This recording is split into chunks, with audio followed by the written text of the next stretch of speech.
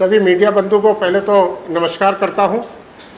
आज के महाराष्ट्र प्रदेश मुंबई में हो रहे इस प्रेस कॉन्फ्रेंस में सभी मीडिया बंधु जो यहाँ उपस्थित हुए, हमारे साथ प्रदेश के यशस्वी अध्यक्ष महाराष्ट्र प्रदेश सैल्यूट तिरंगा के श्री रवि चिकारा जी हम लोगों के साथ में हैं, जिन्होंने हाल में ही अभी कार्यक्रम तिरंगा यात्रा का राष्ट्रीय संयोजक की भूमिका में चल रहे हैं। हमारे साथ बेटी बहन कविता सलियार जी हम लोगों के साथ उपस्थित हैं। विंग कमांडर अजय शर्मा जी हम लोगों के बीच उपस्थित हैं।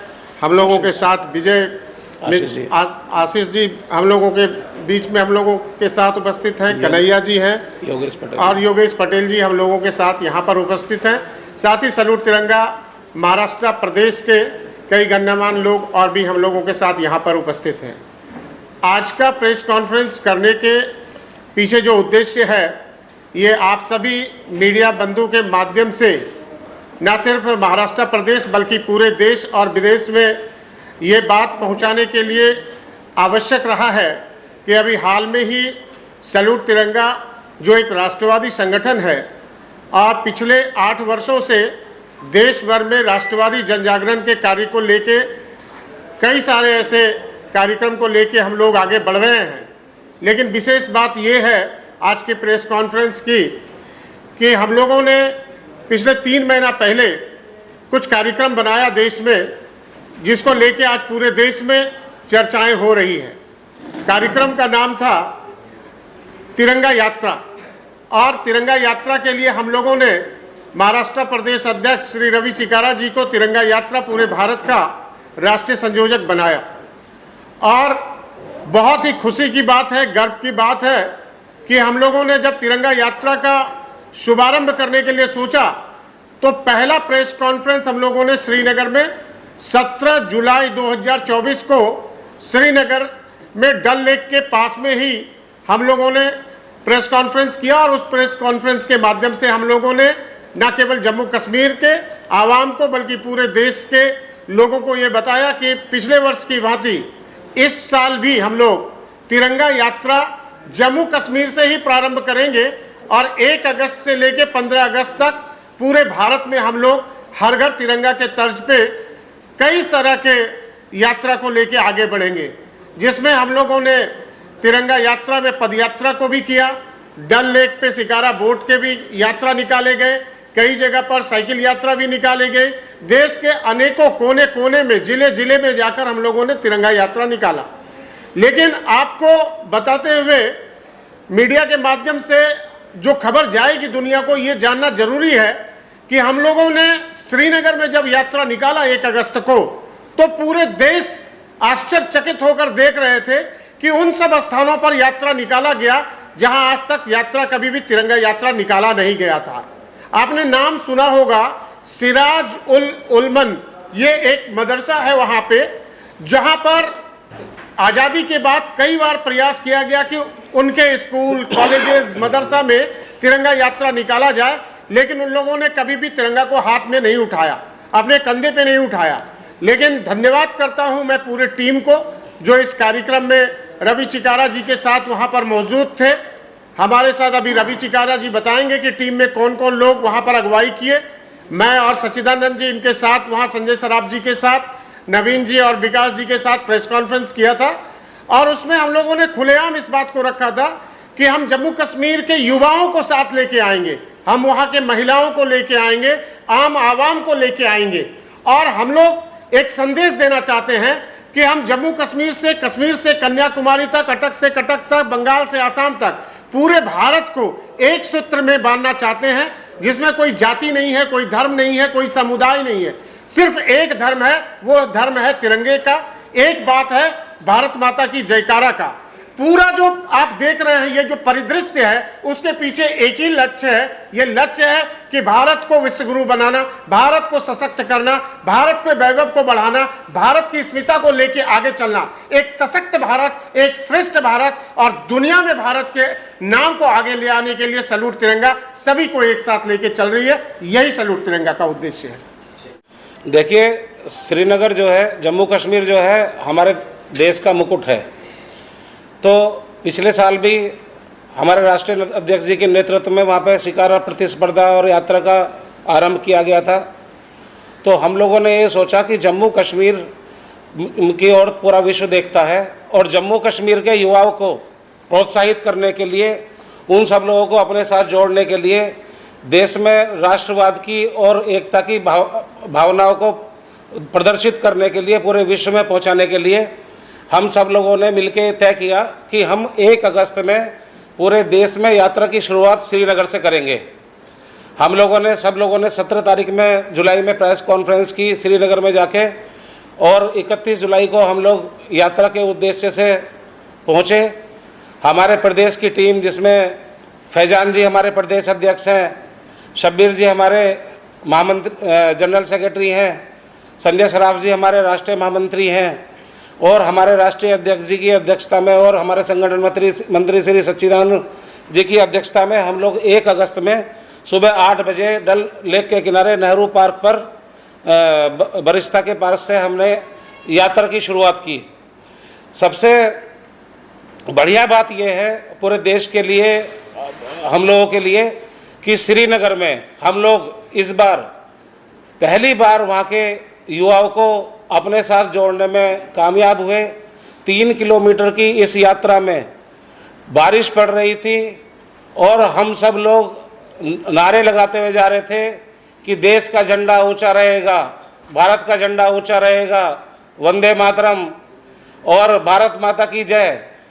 पूरे 3 किलोमीटर की यात्रा में बारिश पड़ते हुए यात्रा चल रही थी और इस तरह के जयघोष हो रहे थे, और वहाँ के जम्मू कश्मीर के स्कूलों की बच्चियाँ और बच्चे और युवा साथी, बुजुर्ग, 80 साल के लोग भी झंडा लेके अपने हाथ में खड़े हुए थे।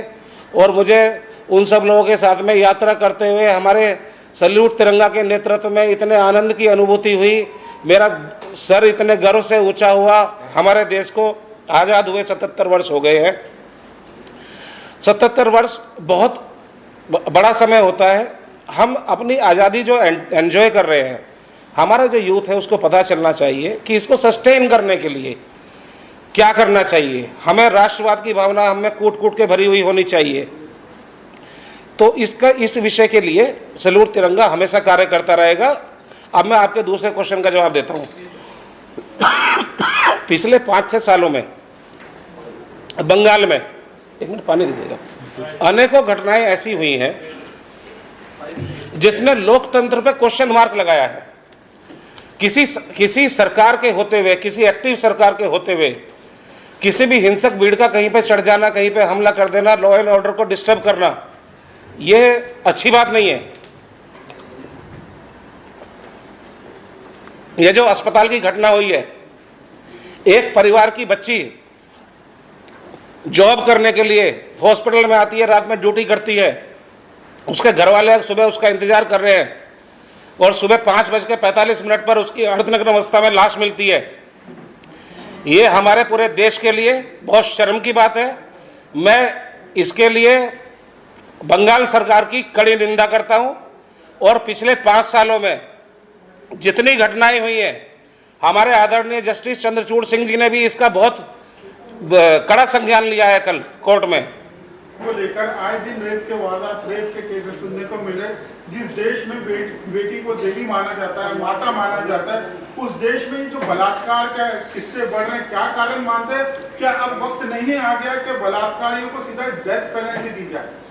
बिल्कुल सही सवाल आपने किया, और अभी हमारे महाराष्ट्र प्रदेश के जो अध्यक्ष थे उन्होंने गंभीरता से इसका जवाब भी दिया। देखिए, हम केवल महिलाओं को, अपनी माँ को शक्ति रूप में कैसे मानते हैं, ये आप देखते होंगे कि हम लोगों ने, चाहे वो दुर्गा हो, सरस्वती हो, काली हो, हर रूप में हम अपने बेटियों को मानते हैं। हम बेटी की पूजा भी करते हैं। आप देखते हैं नवरात्रा में हम लोग कन्या पूजन भी करते हैं। और तो छोड़िए, दुनिया का ऐसा कोई देश नहीं है जो अपने देश को माँ समझता हो। भारत ही एक इकलौता देश है पूरी दुनिया के अंदर जो अपने देश को भारत माता के संबोधन से, देखिए दुर्भाग्यपूर्ण है जो घटना घटती है, चाहे दिल्ली की निर्भया की घटना को उठाइए, चाहे अलग अलग राज्यों के आप डेटा को चेक करिए, बहुत सारे ऐसे राज्य हैं जिसमें कि बलात्कार की घटना बढ़ी है। इसको नियंत्रित करना बहुत जरूरी है और इसके लिए सरकार को, कोर्ट को अविलंब लॉ में, कानून में परिवर्तन करना पड़े तो करना चाहिए। सैल्यूट तिरंगा संगठन सरकार से भी प्रार्थना करती है, निवेदन करती है कि ऐसा कानून बनाइए जिसमें किसी को भी इस तरह का घटना करने के पहले एक खौफ पैदा होना चाहिए, एक डर पैदा होना चाहिए, और डर ही एक ऐसा माध्यम है जिससे इस तरह के घटना के ऊपर लगाम लगाया जा सकता है। का वाइस प्रेसिडेंट बनाया गया है जी सर, क्या कहना चाहिए एनवायरमेंट को लेकर, किस तरह का काम चल रहा है उस बारे में भी कुछ शेयर करें। देखिए, ये सही बात है। आप सभी के पत्रकार बंधु, हमारे रवि जी हैं, हमारे बहन हैं, यहाँ पे हमारी टीम बैठी हुई है, सौरभ जी बैठे हुए हैं, आप सभी के दुआ से, आशीर्वाद से, स्नेह से मुझे मोएफ में क्लाइमेट चेंज का भारत का वाइस चेयरमैन बनाया गया। एक पेड़ मां के नाम, आप सभी से भी विनती करता हूं कि इस बार पिछले साल की गर्मी देखे होंगे, आप अभी भी देख रहे हैं कि मुंबई में भी मैं आया हूं तो थोड़ी गर्मी महसूस हो रही है। दिल्ली में स्थिति बहुत खराब है, वहां तो गर्मी भी ज्यादा, बरसात भी ज्यादा, ठंड भी ज्यादा। तो क्लाइमेट चेंज का जो सिचुएशन आ रहा है, इसके लिए हम सभी को जागृत होना होगा। आप सभी पत्रकार बंधु से मैं हाथ जोड़ के निवेदन करता हूं कि आप मीडिया चैनल के माध्यम से जरूर चलाइए कि पर्यावरण पे थोड़ा काम करो, थोड़े पेड़ लगाओ। एक पेड़ में माँ के नाम तो है ही, एक पिताजी के नाम भी लगाओ, एक रिलेटिव के नाम लगाओ, दादाजी के नाम लगाओ। अगर एक व्यक्ति 5 पेड़ लगा देता है तो हमारे जो अध्यक्ष जी हैं रवि चिकारा जी, हम लोगों ने ये सोचा है कि आने वाले समय में सैल्यूट तिरंगा 100 करोड़ पेड़ लगाने की योजना पे काम कर रही है। लेकिन ये बहुत अभी रिसेंट डेवलपमेंट है। जब हम इसके ऊपर पुख्ता सारा इंतजाम करेंगे तो फिर हम आपके सामने प्रेस कॉन्फ्रेंस में आएंगे और मैं काम करके आके फिर आपको बताऊंगा। जैसे जम्मू कश्मीर में अभी हम लोगों ने यात्रा करके दिखाया, वहां के लड़कियों को, वहां के मदरसे के लड़के को और वहां के जो हिंदू भाई भी थे उनको भी, सबको, वहां के सिख भाई उनको भी एक साथ लेके आया और फिर एक अच्छा माहौल के साथ एक डेवलपमेंट की बात की और सभी ने भारत माता की जयकारा और राष्ट्रगान गान गाया, जो कि देखने के लिए नहीं मिलता था जम्मू कश्मीर में। माहौल बदल चुका है। हम चाहते हैं और सोचते हैं और मेरी इच्छा, पूरी टीम की इच्छा है कि भारत सर्वश्रेष्ठ बने। इसके लिए सबको एक साथ काम करना होगा। इसके अलावा खेल में भी आप कुछ करना चाह रहे हो? जी जी, बहुत अच्छा सवाल किया, मेरा सवाल छूट गया था। अभी हम लोग एक खेल स्टार्ट कर रहे हैं क्रिकेट से, क्योंकि हमारे देश में क्रिकेट बहुत लोग प्यार करते हैं, क्रिकेट को एक दूसरा धर्म की तरह ही मानते हैं। तो हम लोगों ने तिरंगा क्रिकेट लीग जो है वो 26 जनवरी से स्टार्ट करेंगे। पूरे इंडिया में हम लोग शॉर्टलिस्ट कर रहे हैं 8 से 10 टीम बनाने के। अभी समय पे बताऊंगा क्या एग्जैक्ट पोजीशन है। इसमें हम लोगों का टारगेट ये है, उन गरीब बच्चों को लेके आगे आना जिनके पास खेलने का हुनर तो है, टैलेंट तो है, लेकिन जूते खरीदने का पैसा नहीं है, कपड़े खरीदने का पैसा नहीं है, किट खरीदने का पैसा नहीं है। उनको हम लोग बड़े प्लेयर के साथ मिक्स करके एक लीग तैयार कर रहे हैं, राष्ट्रवादी लीग, और उसको साथ में खिलाएंगे और उसको पैसे भी देंगे। हम ऐसे स्पॉन्सर्स तैयार कर रहे हैं जो उन बच्चों को प्रमोट करेंगे, उसके टैलेंट को निखार करके उसको चैंपियन बना के जो आईपीएल वाली टीम है उन वहां तक पुश करेंगे, कोशिश करेंगे कि उसको वहां पर स्थान मिले। जैसे आपने अभी कई सारे क्रिकेटर्स देखा होगा देश के अंदर, अभी बहुत सारे ऐसे लोग आ गए हैं जो बहुत आर्थिक स्थिति बहुत खराब थी लेकिन आज आईपीएल में आके अच्छा खेल प्रदर्शन कर रहे हैं। तो ऐसे ही हम लोग खेल को भी लेके आगे आ रहे हैं। तो ये राष्ट्रवाद में सभी काम है। देश के जन जागरण के लिए, देश के विकास के लिए, बेहतरी के लिए हर क्षेत्र में हम लोग काम करना चाह रहे हैं। तो हम इसको तिरंगा क्रिकेट लीग का भी उद्घाटन जल्द करने वाले हैं। आप एक बहुत बधाई के पात्र है। आपने जो जम्मू और कश्मीर की बात की और वहाँ पर आज भी हम लोगों को जिस तरह से आपने बात बताई, खुशी हो रही है कि इस तरह का माहौल है, क्योंकि आज भी लोगों को देश में ऐसा लग रहा है कि वहाँ की जो हालत है थोड़ी नॉट वेरी गुड। बट जिस तरह से आपने बताया वहाँ थोड़ा सा खुशहाली माहौल आप लोग लोगों के बीच पैदा करना चाह रहे हो। तो एक मैसेज, स्ट्रॉन्ग मैसेज देना चाहेंगे कि how things are improving also, और जो लोगों के जहन है एक्चुअली अभी भी जिस तरह, तो उनके लिए things are getting better and better. देखिए अभी क्या है, वहाँ पे स्थिति क्यों परिवर्तन आया, जब हम लोग वहाँ गए और हमारी पूरी टीम गई। हम सच्चिदानंद जी, थोड़ा सा 1 मिनट में हम ब्रीफ कर देते हैं। हमारे पूर्व मंत्री सच्चिदानंद पोखरियाल जी, कार्यक्रम के संयोजक रवि चिकारा जी हैं, नवीन कुमार जी हैं, उसके बाद विकास जी गए, संजय सराफ जी, अब फैजान और शब्बीर, 2 लड़के लोकल वहाँ प्रदेश अध्यक्ष और प्रदेश प्रभारी हमारी।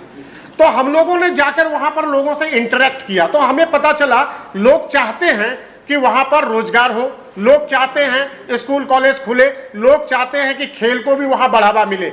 लेकिन इसको 70-75 साल से वहां की कुछ राजनीतिक पार्टियां परिवारवाद को अपने राजनीति को चमकाने के लिए फारूक अब्दुल्ला, महबूबा मुफ्ती और कुछ अलगाववाद ने उसको दबा के रखा हुआ था। जब से 370 धारा वहां हटी, मैं धन्यवाद करता हूं प्रधानमंत्री अमित शाह जी को कि वहां के लोगों में जैसे मानो पंख लग गया हो, अब वो उड़ना चाहते हैं, एक आसमान में अपनी स्वतंत्रता को देख रहे हैं। तो ऐसे आप मीडिया बंधु के माध्यम से मैं चाहता हूं आप सभी इसको न्यूज को कवर करिए।